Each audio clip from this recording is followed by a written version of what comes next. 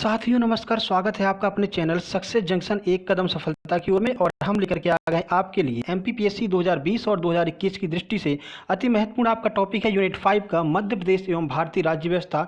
यहाँ पर हम पॉलिटी के प्रश्नों के बारे में बात करेंगे, जिसमें कि मध्य प्रदेश के पॉलिटी के भी प्रश्न शामिल होंगे, साथ ही साथ में भारतीय राज्य व्यवस्था के भी प्रश्न शामिल होंगे। देखिए, प्रैक्टिस करना आपके लिए बहुत ज़्यादा जरूरी है, क्योंकि जब आपका एग्जाम आ जाएगा, अगर आप उससे पहले कम से कम 100 से 200 सेट लगा चुके होंगे प्रैक्टिस के, तो आप निश्चिंत होकर के एग्जाम देने जा सकते हैं और सारे के सारे प्रश्नों को अच्छी तरीके से अटेम्प्ट कर सकते हैं, क्योंकि आपका विश्वास जो बढ़ाती है वो आपकी प्रैक्टिस होती है। और हर एक यूनिट के लिए प्रैक्टिस सेट हम लेकर के आ रहे हैं आपके लिए। आप चैनल की प्लेलिस्ट में जाकर के देख सकते हैं, आपको यूनिट 9 की प्रैक्टिस सेट मिल जाएंगे, यूनिट 7 के, यूनिट 8 के, यूनिट 10 के, हर एक यूनिट के आपको प्रैक्टिस सेट देखने को मिल जाएंगे। ठीक है, तो चलिए बिना समय गवाए हुए चलते हैं। प्रैक्टिस सेट नंबर 3 है भारतीय राज्य व्यवस्था एवं मध्य प्रदेश राज्य व्यवस्था। दोनों प्रश्न डिटेल में, हर एक प्रश्न की हम आपको जानकारी देते हुए आगे बढ़ेंगे। चलिए पहले प्रश्न की ओर चलते हैं। आपको एक काम करना है, अपने पास में एक कॉपी और एक पेन रख लीजिए, उसमें 1 से लेकर के 10 तक नंबर डाल लीजिए। जैसे ही हम आपसे प्रश्न पूछते हैं, आप अपना आंसर लिखिए। उसके बाद में जब हम आपको आंसर दिखाएंगे तो आपका आंसर सही है या गलत है, उस हिसाब से अपने आंसर पर टिक मार्क कर लीजिएगा और लास्ट में कमेंट बॉक्स में लिखिएगा कि आपके नंबर कितने आए। और साथ ही साथ में जो हम जानकारी देते हुए चलेंगे, उस जानकारी में जो भी नया फैक्ट आपको देखने को मिलता है, उसी प्रश्न के आगे आपको लिख लेना है। यह कार्य आपको डेली करना है, हर एक प्रैक्टिस सेट के साथ में करना है, अगर आपको दूसरों से अलग बनना है एमपीपीएससी 2020 और 2021 दोनों परीक्षाओं में अगर आपको सफल होना है। तो चलिए पहले प्रश्न की बात करते हैं। राज्य भूमि सुधार अधिनियमों को संवैधानिक सुरक्षा प्रदान करने हेतु किस अनुसूची में सम्मिलित किया गया है? जैसा कि आपको पता है कि जो भूमि सुधार के कानून होते हैं, उनको किस अनुसूची में शामिल किया गया है, यही आपसे इस प्रश्न में पूछा जा रहा है। आइए देखते हैं। ऑप्शन ए है 7वीं अनुसूची में, ऑप्शन बी है 8वीं अनुसूची में, ऑप्शन सी है 9वीं अनुसूची में, या फिर ऑप्शन नंबर डी है 10वीं अनुसूची में। और हर एक अनुसूची के बारे में जो भी ऑप्शन में आई है, उनके बारे में भी हम आपको जानकारी देते हुए आगे बढ़ेंगे। चलिए देखते हैं। सही आंसर है, यानी कि 9वीं अनुसूची में भूमि सुधार कानूनों को सम्मिलित किया गया है। आइए जानकारी देते हैं आपको कुछ इस प्रश्न के बारे में अतिरिक्त जानकारी।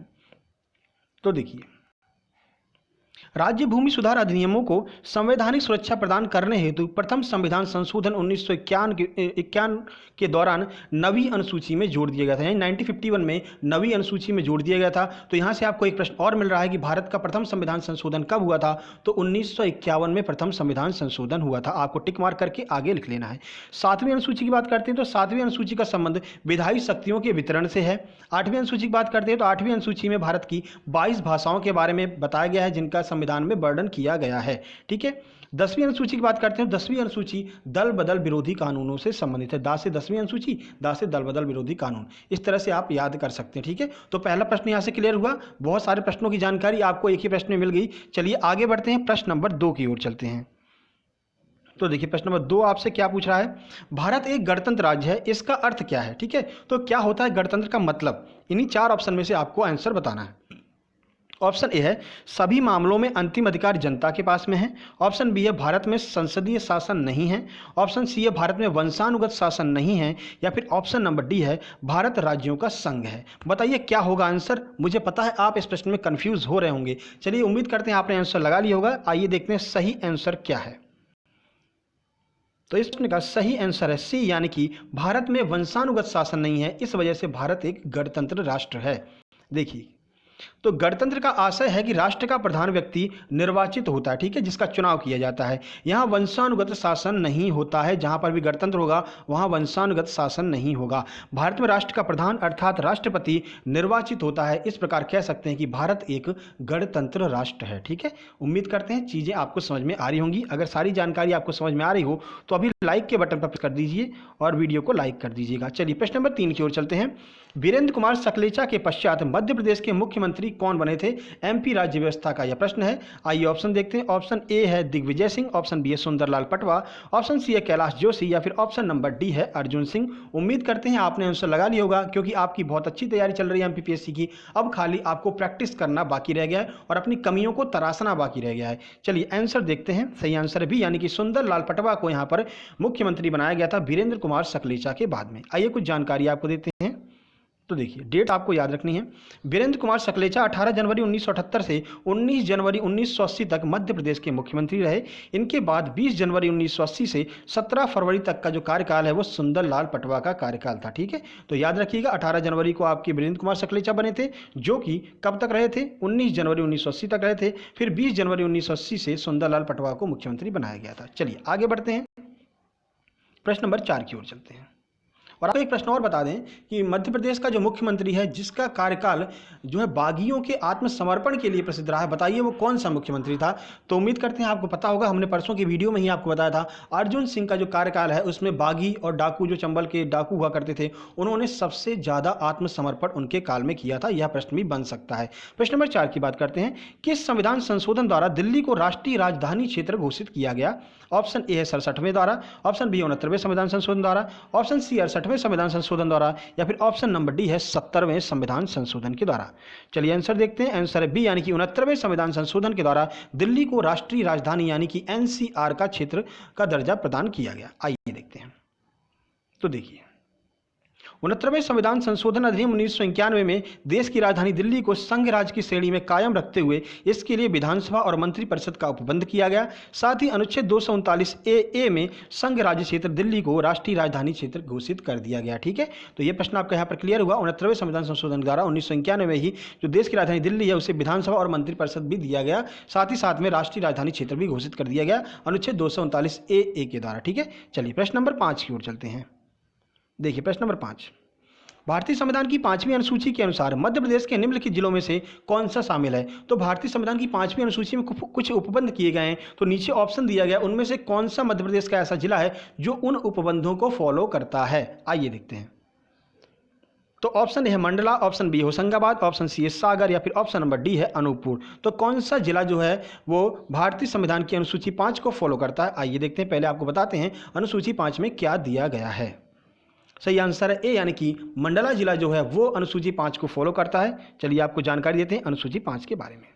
तो भारतीय संविधान की 5वीं अनुसूची अनुसूचित क्षेत्रों तथा अनुसूचित जनजाति के प्रशासन एवं नियंत्रण के बारे में प्रावधान करती है। क्या बताया गया है, अनुसूचित जनजाति एवं अनुसूचित क्षेत्रों के नियंत्रण के बारे में बताया गया है।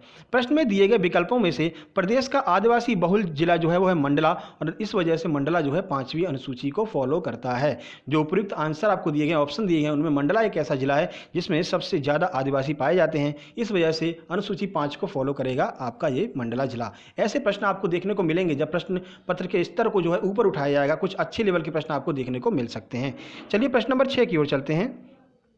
प्रश्न नंबर 6, सिक्किम भारत का एक सह राज्य बनाया गया था। इनमें से कौन से संविधान संशोधन के द्वारा सिक्किम को भारत का एक सह राज्य बनाया गया था। पूर्ण राज्य नहीं, सह राज्य की बात की जा रही है। ऑप्शन ए है 30वें संविधान संशोधन द्वारा, ऑप्शन बी 32वें संविधान संशोधन द्वारा, ऑप्शन सी है 35वें संविधान संशोधन के द्वारा, या फिर ऑप्शन नंबर डी है 42वें संविधान संशोधन के द्वारा। चलिए आंसर देख लेते हैं। सही आंसर सी यानी कि 35वें संविधान संशोधन के द्वारा सिक्किम को भारत का एक सह राज्य बनाया गया। अब देखिए सह राज्य जब बना दिया तो लोगों का प्रश्न पूछने लगे लोग, ये सह राज्य का क्या मतलब है, ये एसोसिएट स्टेट क्या होता है, या तो पूरा राज्य बनाइए या मत बनाइए। तब उसके द्वारा क्या किया गया, 36वां संविधान संशोधन किया गया और सिक्किम को पूर्ण राज्य का दर्जा दिया गया। चलिए 35वें संविधान संशोधन 1974 के द्वारा सिक्किम को भारत में संयुक्त राज्य अर्थात एसोसिएट स्टेट के रूप में शामिल किया गया था, और 36वें संविधान संशोधन 1975 के द्वारा जो है सिक्किम को 22वें राज्य के रूप में भारत में पूर्ण राज्य के रूप में शामिल कर लिया गया। तो सिक्किम 22वां राज्य बना था भारत का। ठीक है, चलिए प्रश्न नंबर 7 की ओर चलते हैं।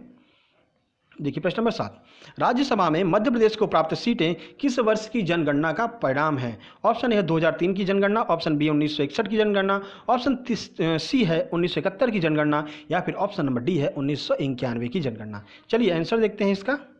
सही आंसर सी यानी कि 1971 की जनगणना के अनुसार ये जो है राज्यसभा में मध्य प्रदेश को सीटें प्राप्त हैं। अब देखिए प्रश्न तो बड़ा सरल था, लेकिन भाषा को घुमा करके पूछा गया था, और यही प्रश्न जब आपको एग्जाम हॉल में देखने को मिलेगा तो एग्जाम हॉल में इतना प्रेशर रहता है कि आप दिमाग नहीं लगा सकते हैं, तो इस वजह से आपको प्रैक्टिस की बहुत ज़्यादा जरूरत होती है। इसीलिए हम आपके लिए प्रैक्टिस सेट लेकर के आ रहे हैं। ठीक है, तो बड़ा सिंपल सा प्रश्न था, क्योंकि भारत के जितने भी राज्य हैं, जितने भी केंद्र शासित प्रदेश हैं, उन सबको जो है सीटें वितरित की गई हैं वो 1971 की जनगणना के अनुसार ही की गई हैं, और अगली बार जो 2026 की जनगणना होगी उसके अनुसार डिसाइड किया जाएगा। तो बड़ा ही सिंपल सा प्रश्न था, लेकिन थोड़ा कंफ्यूजिंग था। सही आंसर 1971 की जनगणना, आंसर सी है। आइए कुछ जानकारी आपको देते हैं इस प्रश्न के बारे में।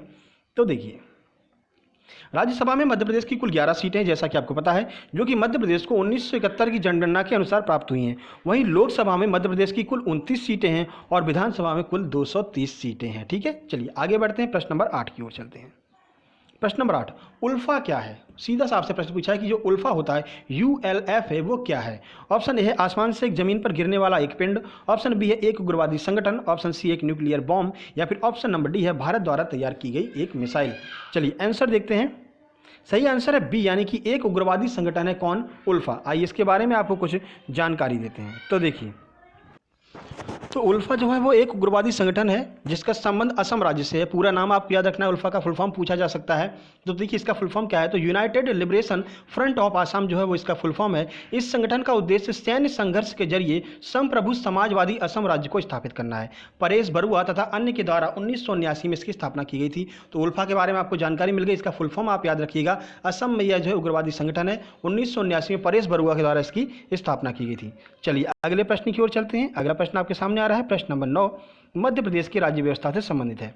मध्य प्रदेश के राज्यपाल के रूप में प्रभार लेने से पूर्व श्रीमती आनंदीबेन पटेल किस राज्य की मुख्यमंत्री थीं?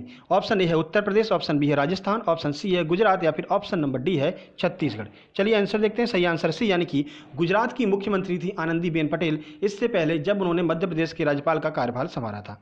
चलिए देखिए, तो मध्य प्रदेश के राज्यपाल का कार्यभार संभालने से पूर्व श्रीमती आनंदीबेन पटेल गुजरात राज्य की मुख्यमंत्री थी।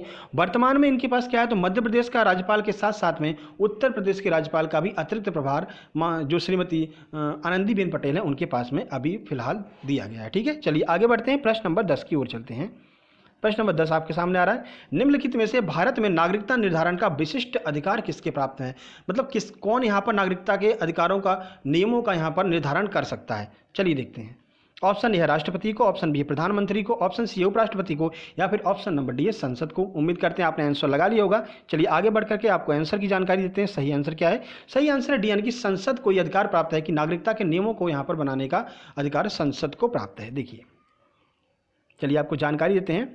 तो नागरिकता का प्रावधान भारतीय संविधान के भाग 2 में अनुच्छेद 5 से 11 तक में किया गया है। ठीक है, अनुच्छेद 11 में यह बताया गया है कि भारत में नागरिकता निर्धारण का विशिष्ट अधिकार जो है वो संसद को प्राप्त है। किस अनुच्छेद में कहा गया है, तो अनुच्छेद 11 में कहा गया है। आपको यह बात याद रखनी है। ठीक है, तो देखिए ये था हमारा 10 महत्वपूर्ण प्रश्न थे जिनके बारे में हमने आपको डिटेल में जानकारी दे दी। ठीक है, सारे प्रश्न बहुत ही ज़्यादा महत्वपूर्ण आपकी परीक्षा की दृष्टि से और प्रैक्टिस के लिए तो आपके लिए बहुत ज़्यादा महत्वपूर्ण है। प्रैक्टिस लगातार करते रहिए, हर एक यूनिट की प्रैक्टिस कीजिए, इतनी प्रैक्टिस कीजिए कि चीज़ें आपको याद हो जाएं, तभी आप यहाँ पर आगे बढ़ सकते हैं, MPPSC का एग्जाम क्वालिफाई कर सकते हैं, तभी आप दूसरों से अलग बन सकते हैं। ठीक है, और दूसरों से अलग ही बनना हमारा जो है यहाँ पर पूरा प्रयास रहेगा कि आपको दूसरों से अलग बनाया जाए। वीडियो पसंद आए वीडियो को लाइक कर दीजिए, दोस्तों के पास शेयर कर दीजिए, चैनल को सब्सक्राइब करके नोटिफिकेशन बेल जरूर दबा लीजिए।